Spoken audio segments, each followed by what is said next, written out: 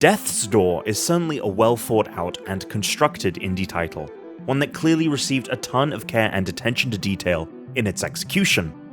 That being said, I kept waiting for it to sink its teeth into me, and it never really did. In a sea of crowded indie titles, the ones that stick with me are the ones that feel like they're doing something unique, and Death's Door is frequently anything but. In the game, you play as a Reaper, a sword-wielding crow tasked with claiming the souls of the damned. When you lose your target's soul behind the titular Death's Door, you must go on a quest to claim giant souls from the rulers of 3 distinct dominions in order to open it. What the Death's Door is, and the mysteries behind the Reapers and their agency, the Hall of Doors, is the thing that kept me engaged in playing Death's Door to the end. It, interestingly enough, has hints of the TVA and the mystery in the Loki MCU Disney Plus show, which was just wrapping up as I began my playthrough of the game, and something I think personally helped with the story's intrigue.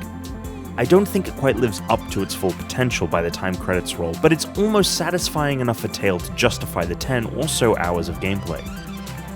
My favorite aspect of the game is its design. As a massive fan of the imaginative creations of Studio Ghibli and Hayao Miyazaki, Death's Door nails that blend of friendly and yet somewhat horrifying character composition. Whether it be the Urn Witch, the creatures with faces on their back, or a human husk being controlled by a squid, the inventive and unsettling creatures that populate the world are, for the most part, a delight. Paired with an excellent soundtrack and a distinctive muted color palette, Death's Door's biggest strength is by far its style. What should have been the real hook of the game, and ultimately falls relatively flat, is the gameplay. As the Reaper, you are equipped with a sword and a bow to start, and are able to dash. There's a Souls-like element to the game of only being able to take a few hits before you perish, and are transported back to your most recently used door. The appeal of the Souls games, however, is their challenge. Hard-fought wins fill you with adrenaline, while losses cause an uneasy feeling in your stomach. You'll find neither euphoric sensation in Death's Door. Shortcuts are frequent to the point of making other shortcuts redundant. I very rarely, if ever, felt like death was a punishment, with the ability to, within moments of my demise, return to the very spot I perished. Combined with the fact that you don't lose the souls of your slain foes upon death, which are used to upgrade your Reaper, I never felt compelled to think about my battles in a tactical manner, and the good frustration of wanting to improve my gameplay is replaced with a bad frustration of tediousness. This is exacerbated by the lack of a map, which makes returning to the game after a day of not playing a practice in annoyance as you try to remember the correct path. The areas of its levels not distinctive enough to separate in your mind. There was a door in a swamp level that opened up after acquiring a certain item, and it took 10 minutes of aimlessly wandering around to try and remember where I had seen it.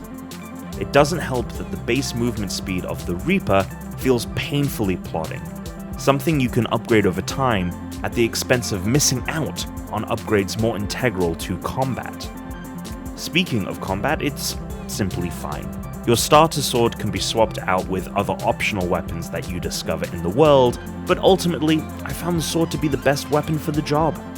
Likewise, you gain ranged abilities in lieu of the bow, which also aid in opening up new areas of the world, but all of which feel uninventive.